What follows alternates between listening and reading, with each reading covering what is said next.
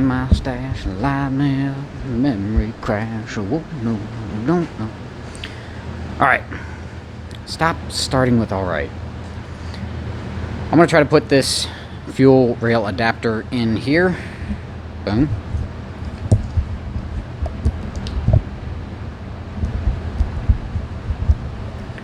Just take a little pinky.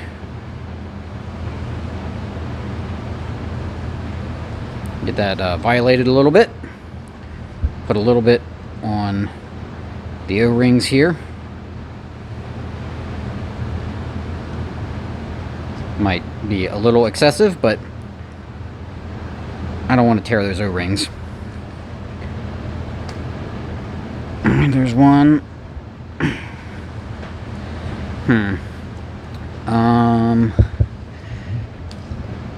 There he goes. Oh yeah, that's on there. Confirmed fit for the Russel.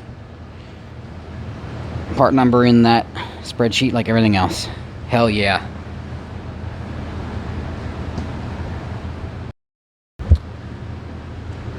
Fuel pump is in the tank. I'm ready to put this back in and this bracket back in and mount the fuel filter, and then I can measure lengths with some fuel line, and hopefully I have enough to do the whole system and I can wrap it up today. Fuel lines are out, old stuff. I ended up having to cut the front ends off because they ran behind that brake line, so I couldn't slip them out. It just was too difficult, so I said screw it, I'm not gonna use them anyway. Cut it. They were pretty easy to get out. The two bolts holding the flex fuel sensor on broke immediately, so if you're ever looking to replace this, I would almost guarantee that that would happen. The rest of this was just held in with the little plastic clips along the frame, so it came out real easy. And then the back half, there is a quick connect on this. Now we're back. Now we're under the truck. Here's the quick connect, and that goes to the back half of the truck for the evap purge line. Let's see, this is where the fuel filter is going to go. Flex fuel sensor. I might be able to run those new AN lines in the factory connectors here. At least one of them. Cool. I'm going to keep rocking and rolling.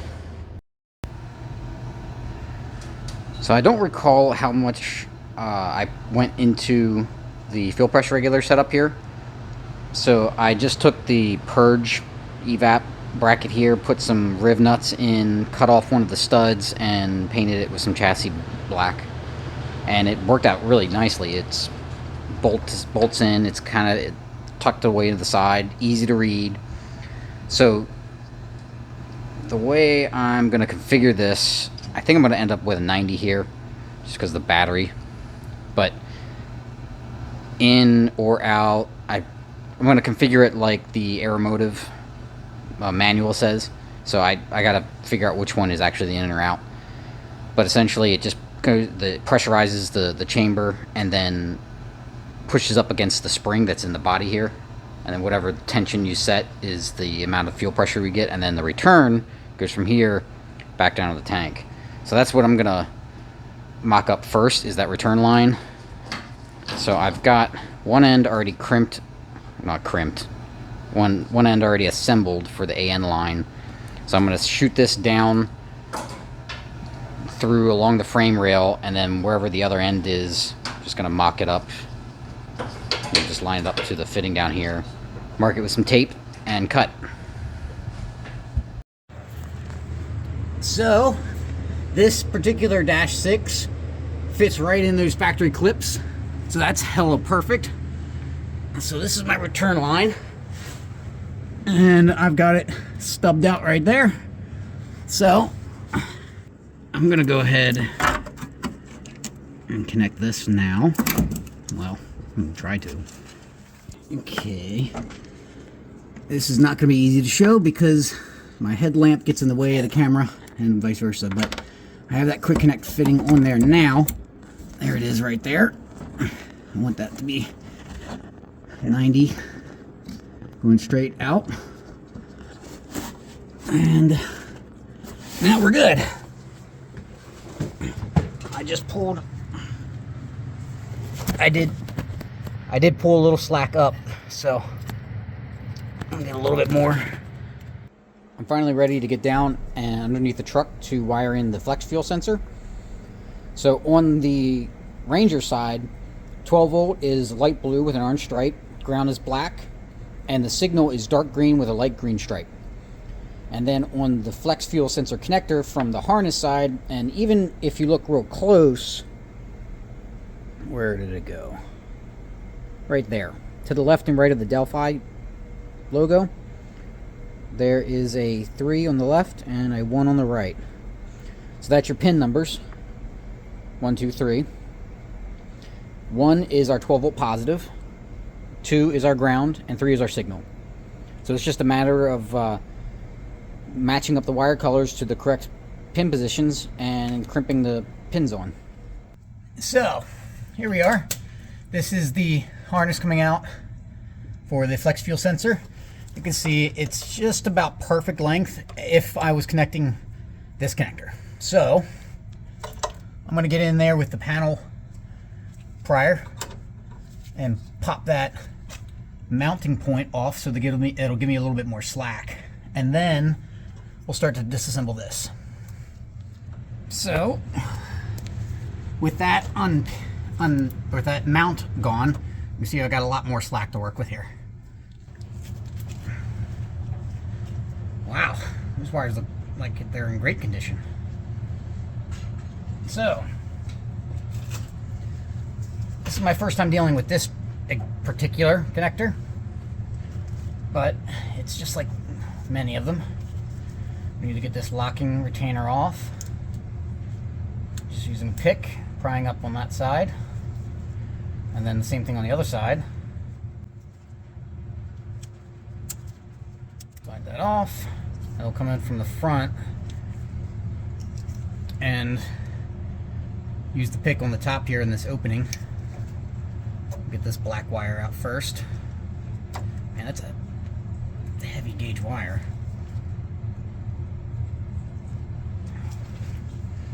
Let's try the other one. There's not a lot of wiggle room here for this wiring, and this pick may be too big.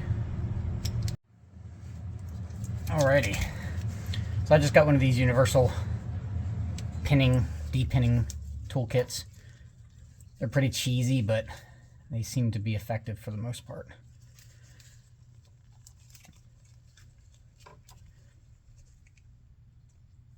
Man. Okay, there we go. Finally got one. It is a pain in the dick to get in there, but yeah, there's a terminal. It's been crushed a little bit from the big pick. So I'm using this one that's got a little chamfer on the top. Get underneath the tang. Yeah, like I said, this thing's a pain in the ass.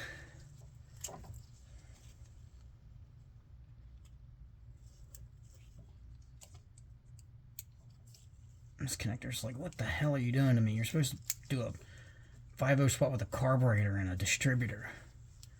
And no turbo. And a Chinese lower intake manifold. What the hell are you doing? So the point of depinning these is to save as much of the wire as possible. So when I'm cutting, I'm going to cut right behind the main crimp and then pull off the weather seal. Now in this case, it looks like it's damn near the perfect amount exposed there, but that's not always going to be the case.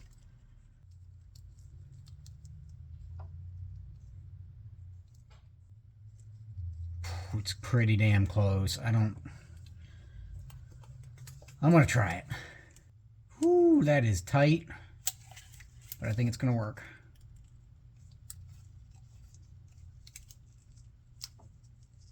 Yep, that's going to work. Cool. Now I've got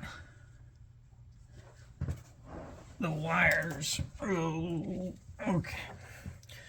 Now I've got the new terminals crimped on there. I'm going to use my little reference sheet here.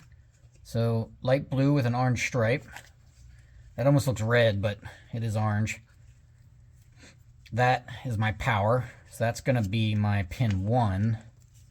So I'm just going to kind of rearrange that. And then pin 2 is ground. That's black, black, and then signal dark green with a light green stripe on the left here.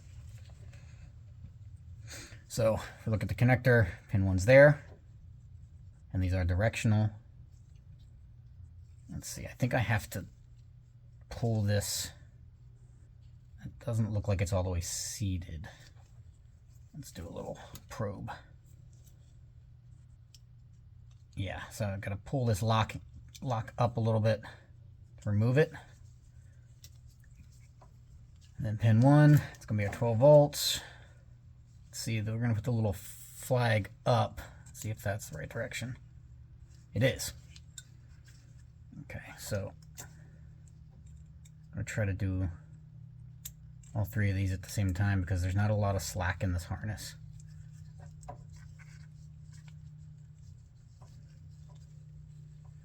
Now this ground is going to be a major pain in the dick to get in there because it's so much thicker than the other 2.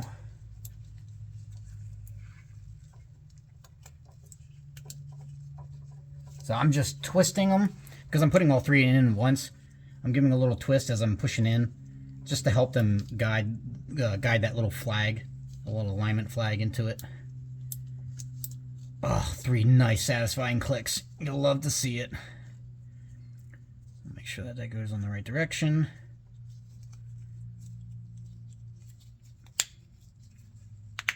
Okay, locking tab is in place. We've got the locking tab that goes on the back. Now, very similar to the other one, except instead of sliding over from the end point, this one just slides over the bottom or top of the wires. There we go. Okay. And just push that into place. Click, click. All right, now let's see if this little rubber boot's gonna end up working for us. That's ain't that something? That fits perfect. That's awesome. Okay, let's clean this harness up a little bit.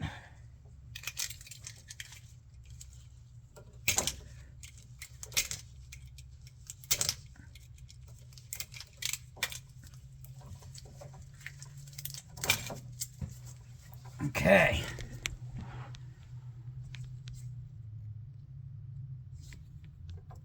Now, oh yeah, that's the ticket. Hell yeah, brother. And look, even a little spot to clip that wiring harness into. Like it was meant to be. This is a hell yeah, brother moment.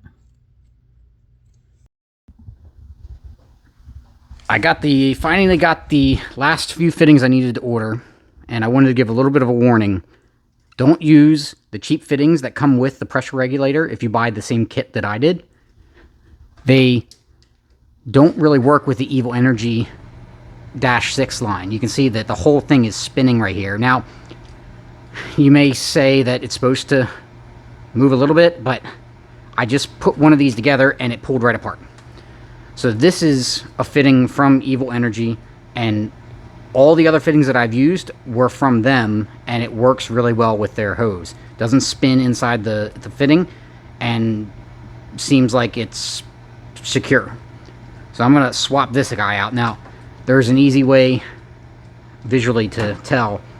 See, the cheaper fittings have like a almost like brushed on anodized finish, whereas the Evil Energy ones are more of a just like a satin.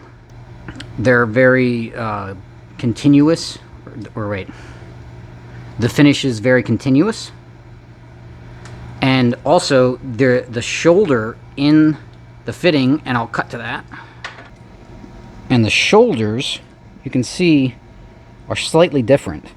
The Evil Energy one on the right has more of a bulbous end, whereas the one on the left is very linear chamfer. And it just comes down to the same bit, and the Evil Energy one, actually the inner diameter looks like it's a little bit larger. So all around, I think the Evil Energy fittings are superior to the ones that come with that fuel pressure regulator. But I think that because of this shoulder right here, it actually grabs onto the hose that you can buy from them.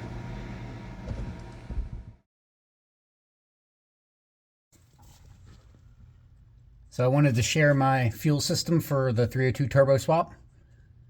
I've got quick connects -6 all the way at the tank with a Walbro 225 in it. Supply. Come up here to an Evil Energy inline fuel filter, and I think it's like an Aeromotive knockoff. Fits in the factory fuel filter bracket. Let me come up here to a GM style flex fuel. The green paint on here is just some internal frame coating that's sprayed out, so that's not how it's supposed to be. Just swap the connector for a GM style connector. There's enough length here in the wires that you could just re-crimp the new connector. And then from that, supply up here, the returns there, clips into the factory clips. I've just got a few of these to keep them bundled. Shoots on up to the pressure regulator.